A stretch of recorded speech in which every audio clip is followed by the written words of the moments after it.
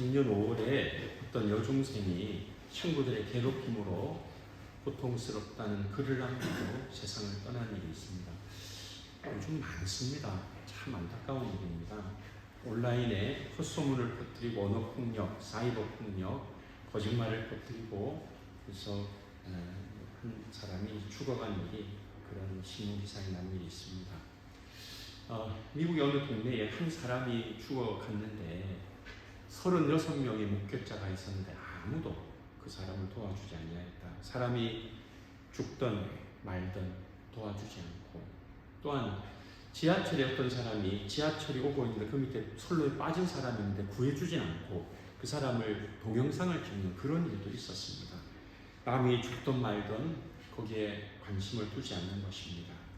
로마 철학자는 긍휼은 나약한 그런 사람들이 하는 것이다, 그렇게 말하고 있습니다. 진정한 남자, 진정한 로마인은 긍휼을 모른다, 그렇게 말하고 있습니다. 로마인은 남자다운 용기, 그런 힘을 나타내야 된다, 그렇게 말했습니다. 로마 사회에서 긍휼은 나약의 표시다, 그 말입니다. 세상은 긍휼을 그렇게 좋아하진 않습니다. 예수님은 긍휼에 대해서 뭐라고 하십니까? 예수님은 긍휼히 여기는 자는 복이 있나니 그들이 긍휼히 여김을 받을 것이요 라고 말씀하고 있습니다. 예수님은 긍휼히 여기는 자는 긍휼히 여김을 받는다, 그렇게 말씀하고 있습니다. 긍휼을 말하는 헬라어는 엘레이몬이고 히브리어는 라함 그리고 헤세드라는 단어입니다. 라함이라는 단어는 상대방의 처지를 이해하고 그들의 입장에서 슬픔을 느끼는 것을 말합니다. 어머니가 아이를 잉태한 것과 같이 라함이라는 말은 상대방의 처지를 이해를 하는 것을 말하고 있습니다. 헤세드는 성경에 많이 나와 있는데 하나님의 사랑 인자하심입니다.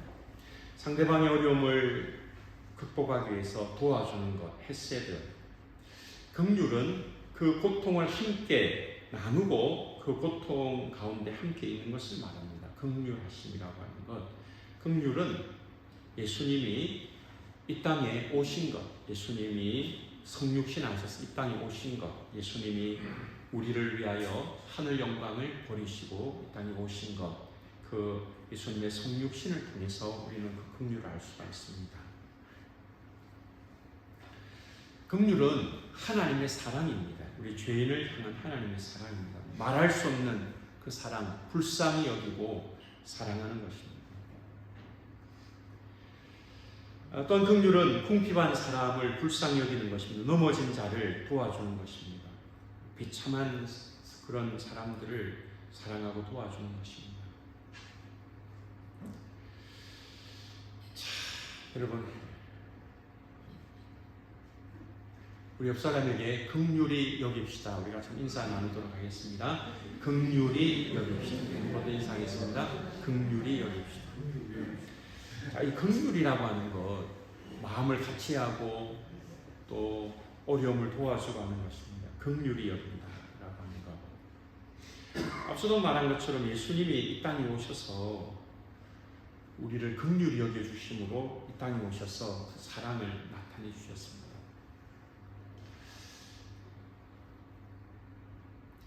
여러분, 예수님도 이 땅에 오셔서 목마르셨고 배고프셨고 줄이시고 이 땅에서 피곤함을 느끼시고, 그래서 배에 계실 때는 주무시기도 하셨고, 또 십자가에서 목마르다 하셨고, 40일 금식할 때는 또 굶주림을 겪으셨습니다. 하나님으로서는 그렇지 아니한데 이 땅에 우리와 똑같은 인간으로 오셔서 그 고난을, 인간의 육신의 그 연약함을 다 채울하시고 우리와 함께 되신 것입니다. 나는 높은 사람이고 내가 도와주겠다, 그것이 아니라 우리와 같은 연약한 인간으로 오셔서 우리와 같은 처지에서, 같은 자리에서, 비록 예수님이 죄는 없으시고 신성 하나님으로서의 권능은 가지시지만 연약한 우리 인간이 되어주셔서 처절하게, 철저하게 우리의 고통을 체험하시고 우리를 위로해 주시고 우리를 긍휼히 여겨주시는 것입니다. 이제 우리는 긍휼히 여기는 자가 받는 복이 긍휼히 여김을 받을 것이라는 그런 예수님의 축복의 말씀을 듣게 됩니다. 미국 어느 동네에 노숙자 한 사람이 있었습니다. 이 노숙자는 한때 사업을 했지만 망해서 노숙하는 입장이 됐습니다. 크리스마스가 되었는데 먹을 돈이 없어서 식당에 가서 이것저것 주문해서 먹었는데, 그런데 먹고 나서 이제 돈을 내야 되는데 돈이 없어요. 그래서 지갑을 잃어버린 것처럼 연기를 했습니다. 이게 내가 돈을 갖고 왔는데 없다는 식으로 이렇게 하니까 주방장이 나와서 이렇게 말합니다. 돈을 주면서 이거 당신 거라고, 당신이 바닥에 흘렸는데 내가 당신한테 주는 거라고. 이 주방장이 보니까 연기를 해도 잘 못하는 것 같고 너무 불쌍해서 주었어요. 그 사람이 이제 맛있게 먹고 나와서 또 새해가 돼가지고 직장을 구했는데, 또 직장을 구해서 열심히 일하다가 또 직장을 잃어버렸어요. 그런데 이제 12월이 됐습니다. 돈은 좀 있잖아요. 작년에 내가 크리스마스 때 그 주방장이 나한테 돈을 준 것이 생각나서 어느 식당에 가보니까 그 식당에서 일하는 그런 종업원이, 일하는 사람이 너무 옷도 초라하고 불쌍하게 보여서 작년에 내 생각이 나서 내 밥값을 준 것만큼 그냥 주고 왔습니다. 그 뒤에 자람이 사업을 했는데 크게 성공을 해서 이제 그 사람은 미국에서 $100를 가지고 이제 만나는 자기가 불쌍하게 생각하는 사람에게 주었는데, 26년 동안 13억의 돈을, 한 10만 불의 돈을, 지금으로 하면 한 14억 이상 되겠죠. 돈을 주었다고 합니다. 아무 반응이 없습니다. 26년 동안 14억, 남이 14억 주거나 말거나. 근데 여러분, $100가요. 우리가 한 15만 원 주는 것 이상으로 미국 사람들이 $100면요 굉장히 큰 선물입니다. 이 $100를 주는 것도 드문 일이고 받는 일도 없어요. 미국 사람들은. 왜? 식당 가도 더치페이를 하기 때문에 남한테 돈을 받는다? 있을 수 없습니다. 그런데 자기는 너무 큰 사랑을 받았기 때문에 오랫동안 그 사랑을 전해준 겁니다. 여러분, $10만 큰 돈입니다. 여러분, 밥값, 식사비도 없이 뻔히 알면서 어떤 수모를 당할까 염려하면서도 밥을 먹었는데, 그 사람 밥을 먹지는 않았겠죠. 식당에 갔는데 그 주방장이 돈을 주면서 당신이 흘린 돈이라고 했을 때 얼마나 큰 감동을 받고 돌아왔겠습니까? 그것이 감사해서 10억 이상의 돈을 주는데 얼마나 많은 사람이 그걸 받았겠습니까? 그 받은 사람들은 얼마나 감사해서 또 다른 사람들에게 얼마나 그 사랑을 나눠주었겠습니까? 한 사람의 긍휼히 여김이 수많은 사람을 행복하게 했으므로 그 긍휼히 여김을 받는 것이 자기에게 돌아오게 되는 것입니다. 예수님 말씀하신 대로 긍휼히 여기는 자는 긍휼히 여김을 받게 될 줄로 믿습니다. 은혜가 넘쳐나는 거예요. 은혜가, 그 사랑과 축복이 내 자손들에게 가고 내 이웃들에게 가고 나한테까지 그것이 오는 것입니다. 자, 이제 우리는 어떻게 긍휼히 여길 수 있습니까? 하나님이 우리를 긍휼히 여겨주셨기 때문에 우리는 긍휼히 여길 수가 있습니다. 긍휼히 여기는 자는 복이 있나니 그들이 긍휼히 여김을 받을 것이며. 자, 그런데 우리가 먼저 하나님의 긍휼을 힘입었습니다. 우리가 죽어야 되는데 죽지 않고 우리가 생명을 얻도록, 구원을 얻도록 하나님이 긍휼을 베풀어 주신 것입니다. 자, 여러분,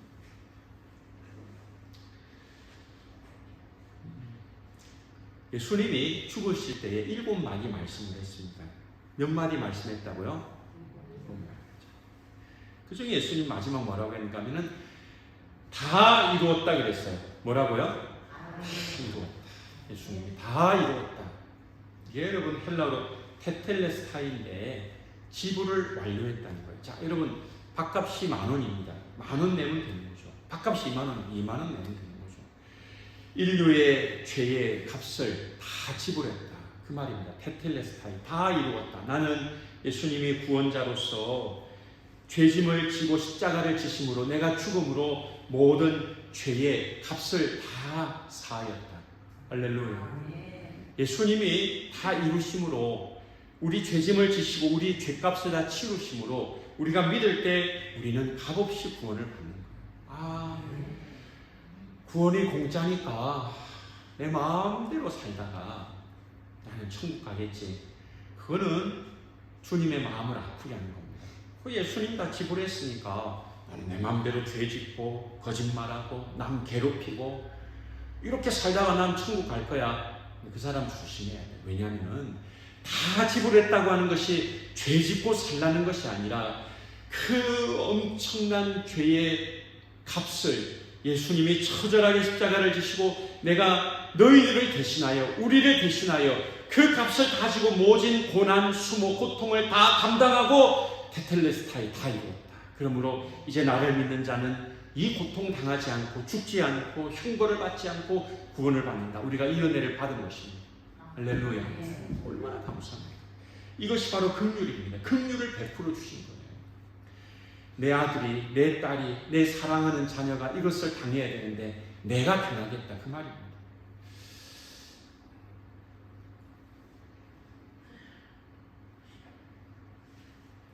누가복음 10장에 가면은 선한 사마리아인 비유가 나옵니다. 이 선한 사마리아인은 강도 만난 자를 살려줍니다. 그럼 제가 앞서 말을 했죠. 한 여자가 죽어가는데 30몇 명이 모른 척했다. 이것이 남 일이 아닙니다.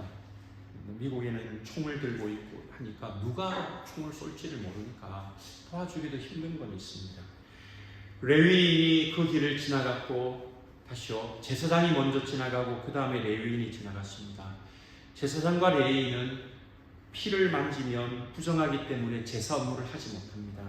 이제 여리고에서 예루살렘으로 가는 길에 자기 차례가 되어서 이제 제사를 집례하러 갈 때에 제사를 지내는데 하나님의 일을 하는데 부정하게 될까봐 무시했습니다. 그냥 지나가서 사람 죽든 말든. 오늘 우리가 하나님의 일을 한다는 핑계로 강도 만난 자를 우리가 도외시할 수가 있습니다. 이 사마리아인은 유대인에게 환영을 받지를 못하는 사람입니다. 이 사마리아인은 유대인에게 사람 취급을 받지 못하는 사람인데 어떻게 해서 강도 만난 자를 도와주었는가? 거기에 불쌍히 여겼다는 단어가 있어요. 헬라로 스플랑크니 조마이라고 해서 스플랑크니 조마이, 불쌍히 여겼다.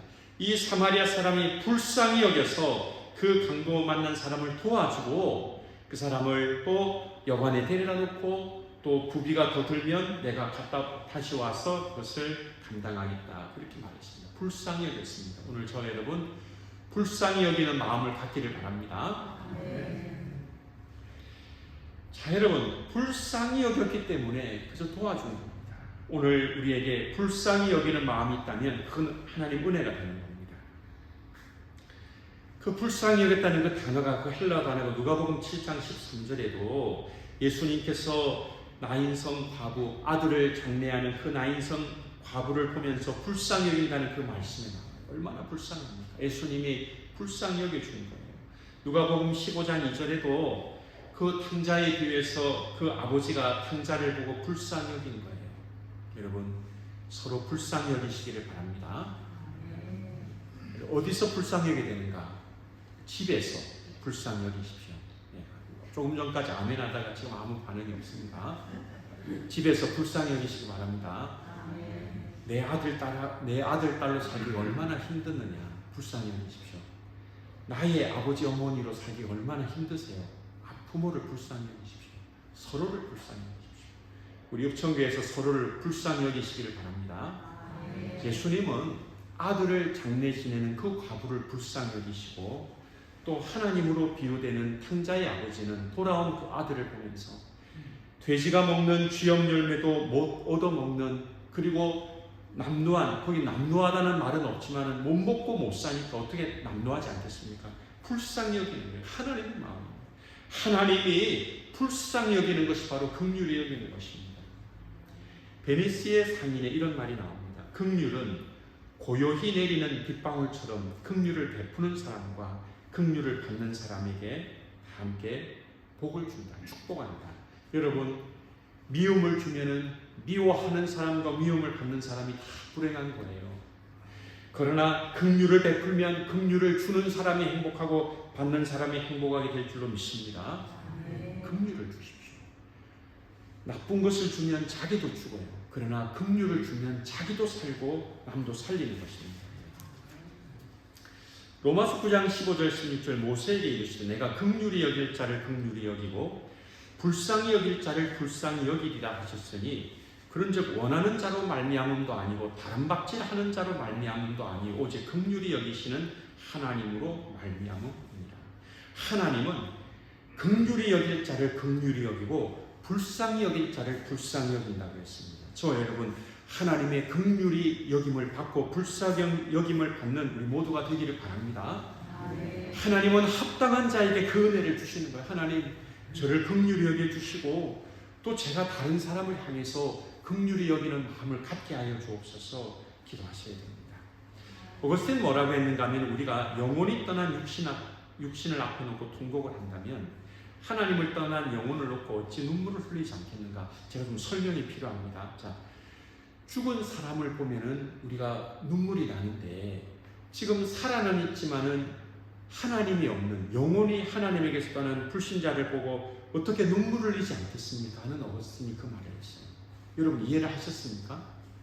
우리가 죽은 사람 보면은 통곡하고 우는 것처럼 지금 버젓이 눈 뜨고 살아내고 움직이는데 예수님 안 믿어서 그 영혼이 죽은 사람 보고 어거스틴은 눈물을 흘리지 않겠는가 했는데 여러분 이런 사람에 대한 긍휼하심이 있다면 나중에 제가 광고를 하겠습니다만 11월 9일과 16일에 사람들을 초청할 수 있는 마음을 가지시기를 바랍니다. 아멘이 크질 않네요. 그죠? 제가 하는 거고 하는 것이 아니라 긍휼의 마음이 있다면 천국까지 못하는 사람을 긍휼히 여기는 마음도 우리가 가져야 되지 않겠는가 하는 것입니다. 예수님은 우리를 불쌍히 여겨주셨습니다. 이스라엘 백성들을 보면서 불쌍히 여겼습니다. 마태복음 9장 36절 무리를 보시고 불쌍히 여기시니 이는 그들이 목자 없는 양과 같이 고생하며 기진합니다. 여러분 자녀를 한번 생각해 보세요. 자, 예를 들어서 자녀가 60이다. 자녀가 30살이다. 자녀가 10살이다. 그 자녀를 한번 생각해 보십시오. 부모가 생각할 때 그 자녀가 얼마나 불쌍한가. 예수님은 불쌍히 여기시고 목자 없는 양과 같이 고생하는 그 사람들, 기진하여 쓰러져가는 그 사람들을 긍휼히 여기는 불쌍히 여기는 마음을 가졌는데 오늘 이 예수님의 마음이 우리에게도 있기를 바랍니다.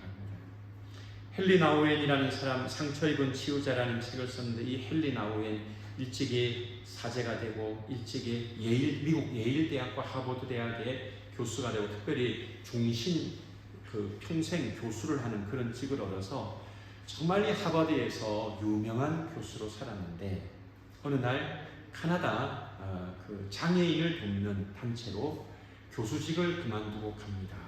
그러면서 뭐라고 하는가면은 상처받은 치유자가 되겠다 이렇게 말했습니다. 이 땅에 사는 사람들은 다 상처 입은 사람들, 상처 없는 사람은 없습니다. 그러나 내가 상처를 입었으므로 상처 입은 내가 또 다른 상처 입은 사람을 치유하러 간다. 하버드 대학의 교수직을 평생 교수직을 내려놓고 장애인을 섬기는 그 일에 뛰어드는 이 헨리 나우엔 유명한 사람입니다. 긍휼히 여긴 그런 사람이 되겠습니다. 중세의 수도사 가운데 프란시스라는 사람이 있습니다. 추운 겨울날 이 사람은 말을 타고 가는데 어떤 거지가 옷도 변변히 입지 못하고 구걸을 하는 것을 보고 말에서 내려서 프란시스가 묻습니다. 무엇을 원합니까? 물었더니 거지가 춥다고 하는 거예요. 춥습니다. 그렇게 말했습니다. 여러분 지금 좋은 시대에 살고 있습니다. 좋은 옷이 여러분에게 있고 좋은 옷이 있어도 그 옷을 좋은 옷으로 여기지 않는 그러나 이 프란시스가 살던 한 1000년 이전의 시대에는 옷이 재산인데 옷이 없어요. 특별히 겨울에는 더 그 옷이 없어서 추위를 느꼈습니다. 이 거지가 춥다고 하니까 자기 옷을 벗어주었습니다. 큰 자비를 베푼 겁니다. 긍휼히 여긴 겁니다. 옷을 벗어주니까 그 끝이 없습니다. 또 이 거지가 말합니다. 저를 좀 안아주면 안 됩니까? 이렇게 말하는 거예요. 이 프란시스가 보니까 그 사람은 그 거지는 나병에 걸려 있어요. 옛날로 하면 운동병이죠. 나병에 걸렸는데 냄새도 나고 안아달랍니다. 그런데 너무 불쌍해서 안아줬어요. 그래서 안아줬는데 냄새가 나는 그 사람을 안아줬는데 갑자기 그 거지가 사라지는 겁니다. 그러더니 하늘에서 이런 음성이 들렸다고 합니다. 프란시스는 유명한 수도사입니다. 내가 이처럼 나를 사랑하는 것을 이제 알았다. 이런 음성이 들렸던 겁니다. 이제 그 거지는 눈에 보이지 않습니다. 그날 이후 이 프란시스는 큰 부잣집 아들로서 상속을 받을 수 있는데 상속권을 포기하고 그는 수도사로 가서 평생을 살게 된 것입니다. 평생을 구제하는 일에, 긍휼을 베푸는 일에 헌신을 했던 것입니다. 하나님이 우리를 긍휼히 여겨 주셨으므로 우리도 긍휼을 베푸는 자가 될 수 있습니다. 이제 우리는 하나님의 긍휼을 나타내야 됩니다. 긍휼을 베푸는 자의 삶을 살아가야 됩니다. 긍휼히 여기는 자는 복이 있나니 그들이 긍휼히 여김을 받을 것이며, 긍휼을 베풀면 나에게도 다시 긍휼이 돌아오게 될 것입니다. 내가 긍휼을 베풀면 내 아들, 딸에게 긍휼이 돌아올 것이고, 내가 긍휼을 베풀면 누군가가 긍휼을 받아야 될 사람이 반드시 긍휼을 받게 될 것입니다. 영어 성경에는 이 마태복음 5장 7절, 영어도 여러 번역본이 있습니다만 NEB 성경에는 번역을 이렇게 합니다. 긍휼을 보이는 사람은 긍휼을 발견합니다. 긍휼을 나타내는 사람은 긍휼을 반드시 발견하게 될 것입니다. 여러분, 긍휼을 베풀 때 거기에 하나님이 함께 계실 것입니다. 하나님과 함께하는 저와 여러분이 되시기를 바랍니다. 긍휼을 베푸는 그 자리에, 그 마음 가운데, 그 행동 가운데, 그 삶 가운데, 그 사람의 가정 가운데, 그 사람이 하는 모든 일 가운데 함께 하실 것입니다.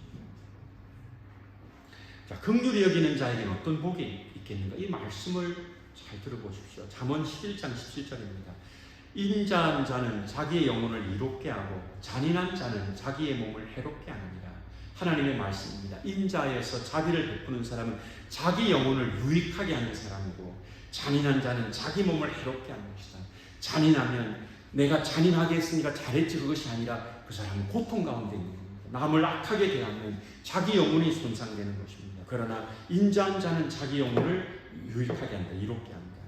마태복음 6장 14절, 너희가 사람의 잘못을 용서하면 너희 하늘 아버지께서도 너희 잘못을 용서하시려니와 라고 말씀하고 있습니다. 우리가 다른 사람을 용서해야 우리도 하나님께 용서받는다 라는 뜻이기보다는 하나님의 그 용서가 너무나 크기 때문에 우리가 그 하나님의 은혜로 용서하는 그 일도 감당해야 된다는 것입니다. 긍휼을 받았기 때문에, 값없이 그 은혜를 받았기 때문에 우리 또한 값없이 긍휼을 베풀어 주는 것입니다. 이런 은혜가 우리에게 있기를 바랍니다. 마태복음 5장 48절, 그러므로 하늘에 계신 너희 아버지의 온전하심과 같이 너희도 온전하라. 그러면 하나님의 그 긍휼하심처럼 우리도 그 긍휼을 나타내는 자가 될 수 있어야 되는 것입니다. 잠언 14장 21절에 이웃을 업신 여기는 자는 죄를 범하는 자요, 빈곤한 자를 불쌍히 여기는 자는 복이 있는 자니라. 여러분 잘 들으셔야 됩니다. 이웃을 업신 여기는 자는 범죄자가 되는 겁니다. 빈곤한 자를 불쌍히 여기는 자는 복이 있을 것입니다. 자, 여러분, 우리가 긍휼을 베푸는 자가 되어야 됩니다. 아멘. 우리 한 번 더 인사하겠습니다. 긍휼을 베풉시다. 우리 같이 인사하겠습니다. 긍휼을 베풉시다. 한 번 더 인사하겠습니다. 긍휼을 베풉시다. 긍휼을 베풉시다. 이것은 주님의 마음이고 우리가 살 길이에요. 여러분, 저와 여러분이 사는 길이 긍휼을 베푸는 길입니다. 할렐루야. 우리가 살 길이에요. 우리가 죽는 길이 있습니다. 긍휼을 베풀지 않는 겁니다. 사는 길은 주님의 이름으로 긍휼을 베푸는 거예요.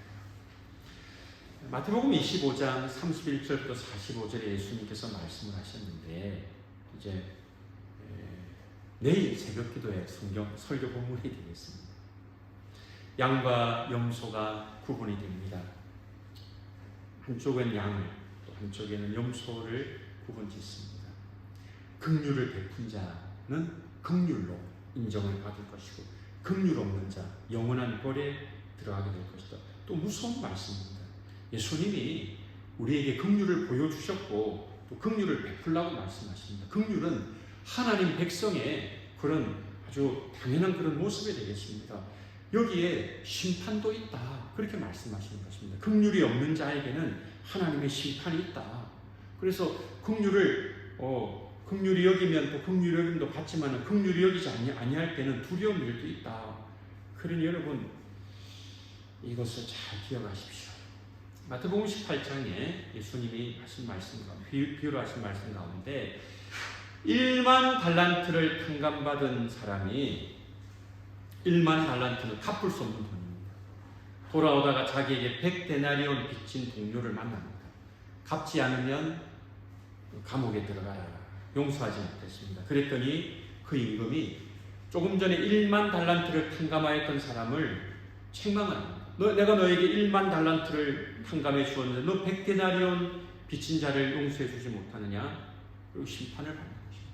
여러분, 1만 달란트와 100데나리온은 비교가 안 되는, 그러니까 큰 용서를 받고서도 작은 것을 긍휼히 여기지 못한 이 사람은 하나님의 심판을 받게 되는 것입니다. 오늘 여러분, 제가 2번 연이어서 심판에 대해서 말하니까 무서운 것입니다만은 우리가 심판을 두려워하지 말고 벌 받기를 두려워서가 아니라 너무나 긍휼히 여겨서 그것이 감사해서 긍휼을 베푸는 은혜가 우리 모두에게 있기를 바랍니다. 나 벌 안 받을래요. 그래서 긍휼을 베푸는 것이 아니라 감사해서 내 마음이 감동이 받고 내 눈에 눈물이 나서 나도 긍휼을 베풀겠습니다. 이것이 필요한 것입니다. 자, 어떻게 긍휼을 베풀 수 있겠는가? 하나님의 은혜를 깊이 묵상하십시오. 제가 뭐라고 했습니까? 예. 많이 물어보니까 대답도 많이 없네요. 묵상하면, 깊이 생각하면 긍휼의 마음이 생깁니다. 하나님의 말씀, 그리고 하나님의 그 사랑, 하나님이 우리에게 베푸신 긍휼을 묵상해 보시기를 바랍니다. 그러면 그럼 내가 이렇게 살면 안 되지. 내가 이런 사랑을 받았는데 나도 긍휼을 베풀게 됩니다. 또 긍휼을 베풀기 원한다면 여러분 기도하셔야 됩니다. 기도하시는 우리 성도님들이 다 되시기를 바랍니다. 할렐루야. 여러분, 전도를 위해서도 기도해야 됩니다. 왜 전도를 위해서도 기도해야 되냐면 기도할 때에 내가 전도할 마음이 더 생겨나고 기도할 때 하나님이 그 사람을 구원해 주시는데, 자, 여러분, 예수님을 안 믿는 사람이 있습니다. 전에 믿다가 또 교회 안 다니는 낙심한 사람이 있습니다. 하나님은 그가 예수님을 믿고 교회 나오기를 원하고 악한 영은 그 자기 밑에 있는 사람이 교회 나가기를 원하겠습니까? 예수님 믿기를 원하겠습니까? 아니기 때문에 우리가 기도해야 될 줄로 믿습니다. 영적 전쟁이 있는 거예요. 그래서 우리가 기도하는 것입니다. 그래서 우리가 긍휼을 베풀기 위해서도 간절히 기도해야 됩니다. 기도해야 우리가 긍휼히 여기게 됩니다. 우리는요, 원래 죄인이기 때문에 가만히 있으면 긍휼이 없습니다. 가만히 있으면 우리 마음에는 미움이 정상이에요. 미운 마음이 정상입니다. 그러나 기도하다 보면은 미움은 죄지, 긍휼의 마음이 생겨나는 거예요. 그래서 기도할 때에 우리가 긍휼히 여기는 사람이 되는 것입니다. 아까 말씀드린 세인트 프란시스가 기도의 그런 모범을 보였습니다. 주여 나를 평화의 도구로서 주소서. 미움이 있는 곳에 사랑을, 다툼이 있는 곳에 용서를, 분열이 있는 곳에 일치를, 의욕이 있는 곳에 믿음을, 그릇됨이 있는 곳에 진리를, 절망이 있는 곳에 희망을, 어둠이 있는 곳에 광명을, 슬픔이 있는 곳에 기쁨을 심게 하소서. 위로받기보다는 위로하고 이해받기보다는 이해하며 사랑받기보다는 사랑하게 하소서. 우리는 줌으로써 받고 용서함으로 용서받으며 자기를 버리고 죽음으로써 영생을 얻기 때문입니다. 이렇게 기도하는 저 여러분이 되시기를 바랍니다. 기도하는 사람은 예수님이 겟세마네에서 기도하고 십자가를 진 것처럼 긍휼을 베풀기 위해서 기도할 때 우리는 긍휼히 여기게 됩니다. 우리 한국교회 어른들이 많이 있습니다. 그 가운데 천국 가신 고 김명혁 박사님이라고 있습니다. 원래는 총신에 있다가 이제 합신으로 가신 김명혁 박사님 몇 해 전에 돌아가셨습니다. 저는 직접 만나지는 못하고 그분의 책을 읽었고 전화 통화를 2번 했습니다. 이분이 1948년 11살의 나이, 몇 살이라고요? 확인하는 겁니다. 잘 들으십니다. 1948년 11살의 나이에 38선을 넘어왔습니다. 가족들은 다 북한에 남아있고 48년 8월에 이제 어른들과 함께 내려오다가 인민군을 만났어요. 움직이면 쏜다 하는데 이 김명혁 박사님이 뭐라고 글을 썼는가 하면 내가 거기 있으면 안 되겠다. 죽더라도 나는 남한 가야 되겠다. 그래서 총을 쏜다고 하지만 달렸습니다. 어떻게 됐는가? 파밭을 달리고 언덕을 넘고 강을 넘어서 남쪽에 왔습니다. 살았습니다. 근데 11살이 가족이 아무도 없습니다. 혼자 와서 그 11살 어린이가 살았습니다. 이런 분들이 많이 있었습니다. 곽선희 목사님도 그랬고, 할렐루야 교회 김상공 목사님도 그랬고, 10대에 혈혈단신 내려왔습니다. 1950년 전쟁이 일어나기 전에 그 아버지 김명혁 박사님의 아버지 김관주 목사님은 이미 북한에 의해서 체포되어서 전쟁이 일어날 때 다 죽임을 당했습니다. 목사님들 다 죽었습니다. 자기 아버지를 죽인 북한, 또 자기를 죽이려고 했던 북한에 대한 위험이 여러분 없겠습니까? 이분이 북한을 생각할 때는, 공산당을 생각할 때는 미움이 없겠습니까? 이 김명혁 박사님이 말했습니다. 손양원 목사님, 주기철 목사님, 한경직 목사님, 고신의료원의 장기려 박사님은 예수님의 은혜로 긍휼을 실천했고 용서를 실천한 겁니다. 나도 그렇게 하겠다 이렇게 한 겁니다. 김명혁 박사님 말합니다. 이렇게 말하면 저는 일본 사람 싫어합니다. 일제 치하에서 오래 있었기 때문에. 북한 사람 싫어합니다. 중국 사람 싫어합니다. 이슬람교 믿는 사람 싫어합니다. 이런 사람 싫어합니다. 그런데 성 프란시스처럼, 손양원 목사님처럼, 한경직 목사님처럼 저도 용서합니다. 긍휼히 여기겠습니다. 이제는 일본 사람 존경하고 사랑합니다. 일본 교회와 교류하는 일에 앞장서겠습니다. 북한 사람 사랑하고 북한 사람 돕는 일에 앞장서겠습니다. 이분이 기도하는 거예요. 하나님 아버지, 저는 아무 자격 없는 죄인 중에 괴수입니다. 주님과 누군가를 위해 제물을 드리는 삶을 살다가 이제 남을 긍휼히 여기다가 죽겠습니다. 북한 동포를 위해서, 남북 화해를 위해서, 평화를 위해서 제가 제물이 되겠습니다. 하나님 아버지, 나를 불쌍히 여기시고 또한 우리 민족을 불쌍히 여겨 주십시오라고 기도한 거예요. 자기 원수, 아버지를 죽인 원수, 그 북한을 사랑하겠다고 기도한 겁니다. 그리고 김명혁 박사님이 기도했습니다. 주여, 우리들을 화해의 도구로서 주소서. 주여, 우리를 평화의 도구로서 주소서. 주여, 우리를 통일의 도구로서 주소서. 김명혁 박사님은 기도의 응답을 받고 지금 천국에 가 있습니다. 이 김 박사님처럼 기도하시는 저와 여러분이 되시기를 바랍니다. 기도할 때에 긍휼히 여기게 되는 것입니다. 말씀을 정리하겠습니다. 긍휼히 여기는 사람은 복이 있습니다. 긍휼히 여김을 받게 될 것입니다.